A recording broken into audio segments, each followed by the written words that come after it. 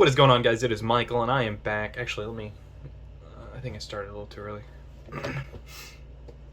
What is going on, guys? It is Michael, and I am back with another figure review. And like I said last time, today I'm going to be doing the Star Wars Black Series Gaming Greats exclusive Force Unleashed Stormtrooper Commander.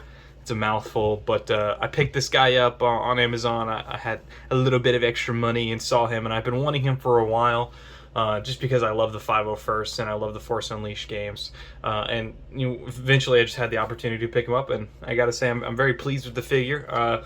Like usual, I do have one or two problems with it, but they're such small and minuscule things. But there is something on this figure, I don't know if you can already tell, that I'm absolutely ecstatic for. We'll get to it when we get there. First, I'm gonna show you guys the box. I showed this in my last video, but this is the Gaming Greats exclusive Stormtrooper Commander box. I really like the colors on it. I like that they kept that blue consistent on the picture. I think it looks cool. And then there's the back if you wanted to read it.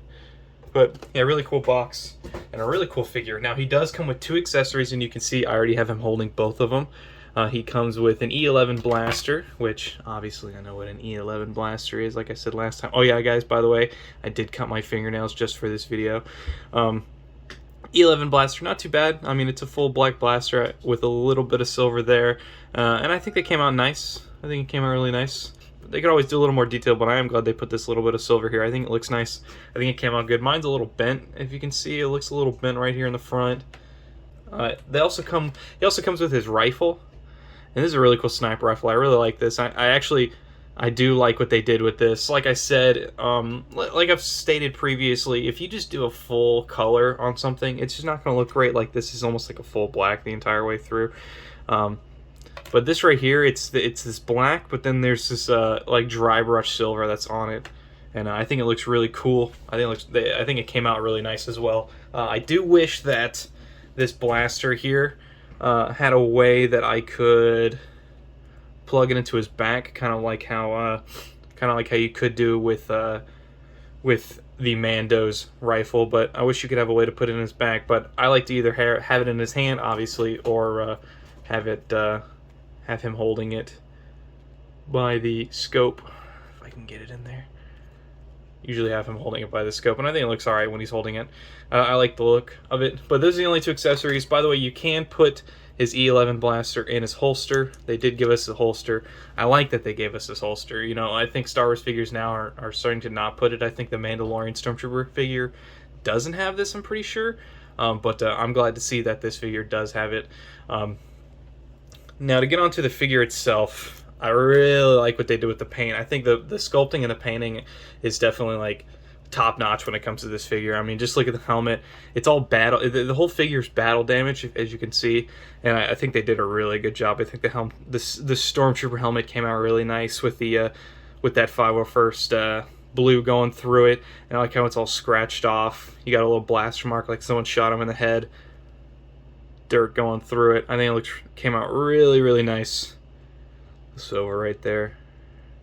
Just small details like this. So there's some more scuff here on the back, and then obviously you've got this black underneath here for the little undersuit. You get to the shoulders again. More of this, you know, this white that has this awesome blue on it, and it's a scratched up blue, so it's not just a consistent blue color. It's got little dinges and scratches like this, and then. Trust me, that's not poop. That's just some more battle damage on it. I was afraid. I didn't realize how much was on this figure. I picked him up and I was about to review him, and I was like, "Damn, this guy got really dirty. I can't believe it." But I completely forgot that it had all this battle damage going through it. Right here, some shots. You can even see like the little black buttons underneath right here. I think that came out really cool. The back. These blue stripes that are going through it. The belt's nice. I like the belt. You can see more. There's even a little bit of detail on his little on his like undersuit. You can see like crinkles and stuff that are going through it, creases, but really nice. More damage on the butt. Again, I really like this whole blue theme that's going through it. That's all scratched up. I think it looks really nice. Came out really cool. I think paint-wise, I think they nailed it. Absolutely nailed it with this figure. He looks really great. I wish we'd see more of these. You know, I think really cool. I want to see I want to get an army of 501st stormtroopers to have behind Darth Vader, but I think it looks really cool. Now we're gonna get to, like, I think kind of it's like there's a trade-off when it comes to this figure, and we'll get to it when we get to the articulation. Already though, I mean, you can already see the head looks up about that much, looks down about that much, and then he does go side to side. It's on a ball joint down there. You can see ball on a hinge joint, so I like it. And the arms, they can look up about this much, and they kind of have that Mando thing going on where the shoulder pads are able to go above the armor here. But the problem is they're not as rubbery as they are on here. They're also bigger, so it prevents it a little bit from going up. That's about as far as it can go up. Same with this arm right here. About as far as it can go up, and this one wants to come back down. So I wouldn't push that really any further. But obviously, arm goes 360. There's a upper arm swivel right here. And then here's the one thing I absolutely love about this figure. It's got double jointed elbows. I mean,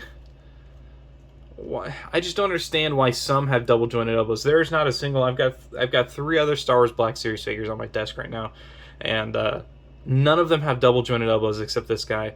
And I just want to see this more. I think it helps so much more with posing him and being flexible with this stuff. I just think, like, I think Jedi figures need double jointed elbows. There should be no reason that a Jedi figure doesn't have double jointed elbows. They can't grip their lightsaber properly. It just doesn't look cool. Like, absolutely. I think every figure from here on out needs to have these double jointed elbows. But and then he's got this waist joint right here that clicks around, kind of scary. Goes down about that much. Goes back about that much. Does teeter back and forth.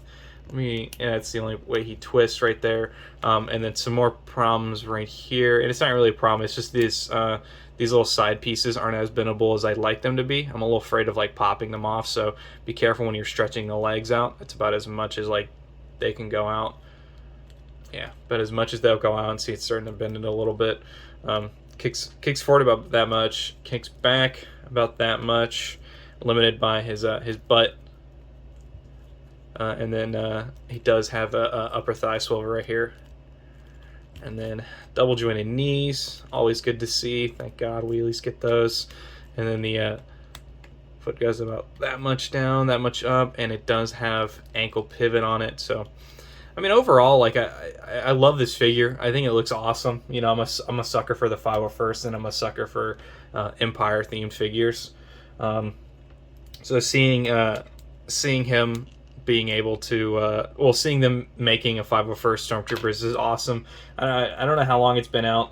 I've seen it available for a while, so obviously it's not necessarily the newest thing in the world, but it's just good to have one of these in my hands finally. Good to have him on the shelf. Again, it's just another one of those figures that I think just looks just badass, you know? I think he looks awesome. It's just another one of those figures that I don't necessarily think you have to be a Star Wars fan to get. I mean, if you just are a guy that loves cool action figures, and I think you should absolutely get this. He does have a little bit of a problem standing up. His feet are kind of small. I'll move it back a little bit. Yep, see. It also doesn't help my table's not the steadiest thing in the world, but I'm trying to get a little size comparison. All right, there he is. We're going to stand him up next to the Rogue One Death Trooper that released a while ago. Not the new one that they've released, but this is an OG one. And he's a little shorter than him, which I can understand. I mean, these Death Troopers are supposed to be kind of, supposed to be the best of the best. And here he is standing next to Mando here. And they're almost the same height, you know. I've got no problem. And here he is standing next to, last but not least, Boba Fett. And Boba Fett is in fact taller, which I'm completely fine with. If you're wondering why Boba Fett's arms are like that, it's because his gun dropped off. But yeah, like I said, man, if you're looking at getting a good figure and you've got the extra money for this, if you can find a good deal on it, because it's an exclusive Gaming Greats. I think I got this for about maybe like $40 on Amazon. So double the price of what a normal figure retails for, but I think it looks really cool, and again, it is a gaming grade. So if you wanted to keep it in the boxes, it's always a good idea to do. Exclusives are always like that. So if you got the money for it, and if you see it laying around, if you're a Star Wars fan, if you like Stormtroopers, if you like the 501st, hell, if you like a good looking figure, pick this up, pick this up, pick this up. Now, obviously, not every figure I review is going to be as glowing of a recommendation. I just think this figure right here, he's got good articulation. I mean, he's got at least two guns that are accessories. I think they nailed the paint job on him. They nailed the sculpting on him. I don't have any issues. I think he looks like how a Stormtrooper would look. You know, just another Star Wars Black Series figure that they've absolutely nailed, and I really want them to continue with this streak of good figures, but eventually we'll get some that are not great. But anyway, thank you guys for watching. Hope you guys have a wonderful night. I will see you guys on the next one. Tell me how you guys like this double upload. I want to try, and I've got a vacation this week, so I'm going to try and put a video review up at least Thursday and Friday as well, just so I've got a couple new videos for you to watch. But thank you guys for watching. Hope you guys have a wonderful night, and I'll see you guys on the next one.